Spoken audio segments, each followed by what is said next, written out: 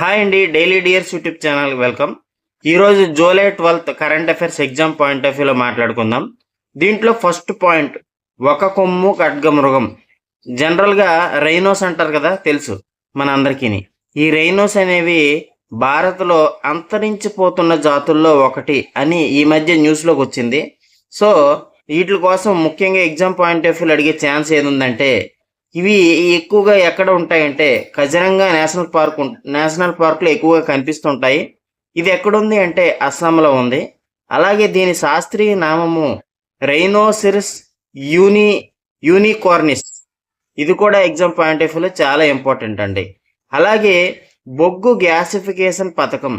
India ఎక్కువ బొగ్గుని use చేస్తుంది కాబట్టి దీన్ని గ్యాసిఫికేషన్ చేద్దాము అని నిర్ణయించుకుంది.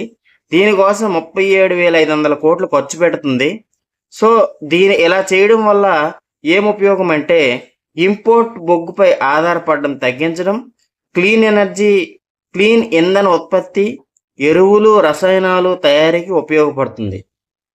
అలాగే మెరైన్ ఎక్స్పోర్ట్ జోన్స్ MEZ అనేవి ఇండియా మొత్తం పెట్టాలని భారతదేశ ప్రభుత్వం నిర్ణయించుకుంది. ఇది ఎందుకోసం అంటే సముద్ర ఆహార ఎగుమతులు పెంచడం, తీర ప్రాంత అభివృద్ధి, మత్స్యకారుల యొక్క ఆదాయం పెంచడం కోసం ఇది పెడుతున్నారు. ఎగ్జామ్ పాయింట్ ఆఫ్ వ్యూలో MEZ ఫుల్ ఫామ్ అడగచ్చు, మెరైన్ ఎక్స్పోర్ట్ జోన్స్. అలాగే ఇండియా న్యూజిలాండ్ మధ్య డిఫరెంట్ MOUలు జరిగాయి మన ప్రధాన మోడీ పర్యటనలో భాగంగా. దేనికోసం జరిగిందంటే రక్షణ, వాణిజ్యము, విద్య, సాంకేతిక రంగాల్లో ఇండియా న్యూజిలాండ్ మధ్య MOU జరిగింది. అయితే ఇక్కడ ఎగ్జామ్ పాయింట్ ఆఫ్ వ్యూలో న్యూజిలాండ్ క్యాపిటల్ కరెన్సీ అడగచ్చు.